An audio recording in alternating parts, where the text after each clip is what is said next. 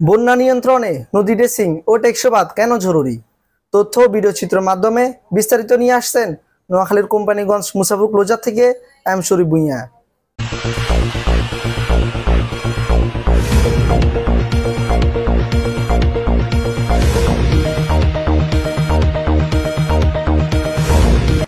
আমরা এখন অবস্থান করছি, আপনারা নিশ্চয়ই পানির শব্দ শুনছেন। এই পানি যেদিকে শব্দ করে বয়ে যাচ্ছে সেদিকে তার ক্ষত চিহ্ন রেখে যাচ্ছে। আমরা আজকে কথা বলবো ইতিমধ্যে যে ভয়াবহ বন্যা হয়েছে, সেই বন্যায় ফেনী, নোয়াখালী, লক্ষ্মীপুর ডুবে গেছে এবং জর্জরিত হয়ে গেছে, হাজার হাজার কোটি টাকার ক্ষয়ক্ষতি হয়েছে। আর এই বন্যা নদী ভাঙ্গন এটি আসলে ওতপ্রোতভাবে জড়িত। নদী ভাঙ্গনের কারণে যে মুসাফর ক্লোজার আপনারা জানেন যে ধসে পড়ে গেছে।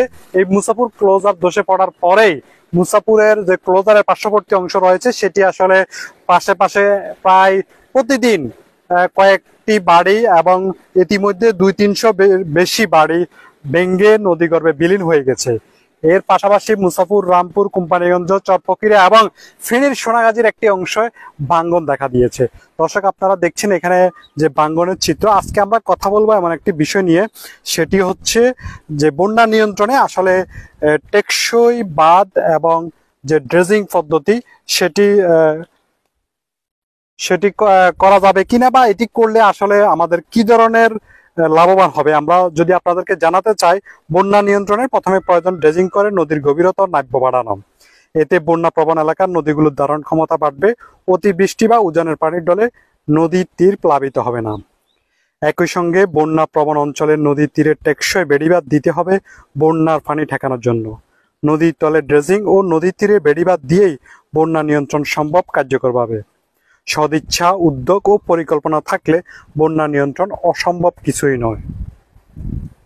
নদীগুলো ড্রেজিং করা হয়নি দীর্ঘকাল। নদীগুলোতে নিয়মিত ড্রেজিং করা হলে নদীর নাব্যতা বজায় থাকতো, বন্যার অতিরিক্ত পানি ধারণ করতে পারত, ব্যাপক বন্যার আশঙ্কা আর থাকতো না, মানুষকে দুর্ভোগও পোহাতে হতো না। কিন্তু ড্রেজিং হয়নি, ড্রেজিং করার উদ্যোগও নেওয়া হয়নি। কাজে বন্যার আঘাত ক্রমেই বাড়ছে।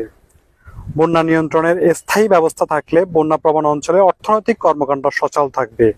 বন্যায় মানুষের বাড়িঘর, পশু সম্পদ, ক্ষেতের ফসল, মৎস্য সম্পদ ক্ষতিগ্রস্ত হবে না।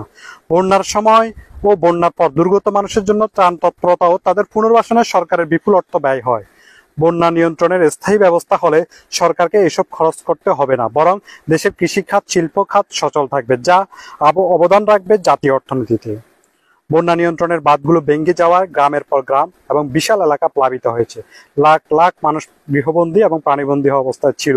ফসলের ক্ষয়ক্ষতি হয়েছে ব্যাপক। বাঁধগুলো কেন ভেঙেছে সেই বিষয়ে কোনো কথা বলেনি ফাউবো, পানি উন্নয়ন বোর্ড এবং সংশ্লিষ্ট মন্ত্রণালয়। বাঁধগুলো মজবুত ও টেকসই করে তৈরি করা হয়নি, রক্ষণাবেক্ষণের কাজও ঠিক মতো হয়নি। এই কারণে বন্যার পানির ধাক্কায় বাঁধ ভেঙে গেছে, মানুষের দুর্ভোগ বাড়ছে। ফাউবো তাদের গাফলতির কথা স্বীকার না করলেও ভুক্তভোগী দুর্গত মানুষ তা জানেন ও বুঝেন।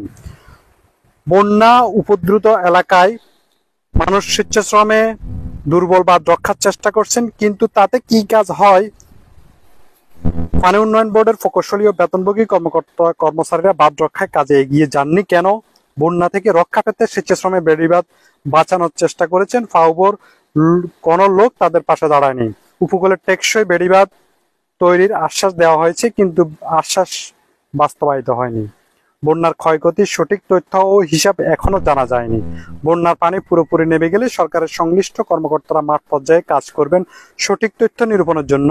সঠিক তথ্য সরকারের উচ্চ পর্যায় পর্যন্ত যাবে এবং এই তথ্যের ভিত্তিতে বন্যা দুর্গত মানুষ কিছু সাহায্য পাবে। প্রতি বছর এই সময়ে বন্যা হয়।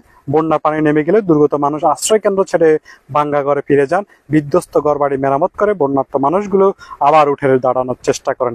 এভাবে চলে আসছে বছরের পর বছর। আর এবার ভয়াবহ স্মরণকালের বন্যা মানুষের সব শেষ করে দিয়েছে। ভারতীয় এলাকা ও বাংলাদেশ যদি বৃষ্টিপাত স্বাভাবিক থাকে তাহলে বন্যা হয় না, তাহলে সহনশীল পর্যায়ে থাকে। হালকা বা মাঝারি ধরনের বন্যা মানুষের জীবন সম্পদের ক্ষতি করে না, বরং স্বাভাবিক বন্যার কারণে ফসলের জমি উর্বর হয়, ফলন ভালো হয়। কিন্তু অস্বাভাবিক বেশি অতিরিক্ত বৃষ্টি হলে বড় আকারের বন্যা স্বাভাবিক জীবনযাত্রাকে বিপর্যস্ত করে। জলবায়ু পরিবর্তনের কারণে বৃষ্টিপাতের পরিমাণ বেড়েছে, বন্যার ঝুঁকিও বেড়েছে। বৃষ্টিপাতকে আটকে রাখা যাবে না, কখনো বেশি হবে কখনো কম হবে, কিন্তু বৃষ্টিপাতের ফলে সৃষ্ট বন্যাকে নিয়ন্ত্রণ করা সম্ভব। বন্যায় ক্ষয়ক্ষতির পরিমাণ ও মানুষের দুর্ভোগ কমিয়ে আনা যায়। যখন বড় ধরনের বন্যা হয়, মানুষের জীবনযাত্রা বিপর্যস্ত হয়, সেই সময় বন্যা নিয়ন্ত্রণ নিয়ে অনেক কথা হয়, পত্রপত্রিকা লেখালেখি হয়, সরকারের পক্ষ থেকে অনেক আশ্বাস দেওয়া হয়, কিন্তু কিছুদিন পরে তা আবার ভুলে যান। আবার বন্যা না হওয়া পর্যন্ত এভাবে চলতে থাকে, দিনের পর দিন, মাসের পর মাস, বছরের পর বছর। বন্যা আসে, টেকসই বাঁধ না হওয়ার কারণে বাঁধ ভেঙে যায়, আবারও নতুন করে বরাদ্দ হয়, সেই বরাদ্দ আবারও নয়ছয় হয়, কিন্তু মানুষের দুর্ভোগ থেকে যায়। নদী ভাঙ্গনের মানুষদের যে কষ্ট, সেটি যদি আপনি সরাসরি না দেখেন, সেটি বোঝার কোনো উপায় নাই। মানুষের হাহাকার, দীর্ঘশ্বাস আপনি কি শুনতে পাচ্ছেন? এই মানুষদের পাশে দাঁড়াবেন সরকার, এই মানুষদের স্থায়ী সমাধানে এগিয়ে আসবে, এমনটাই প্রত্যাশা করি। নদী ভাঙ্গন এলাকা থেকে এম শরীফ ভুঁইয়া, FTV নিউজ।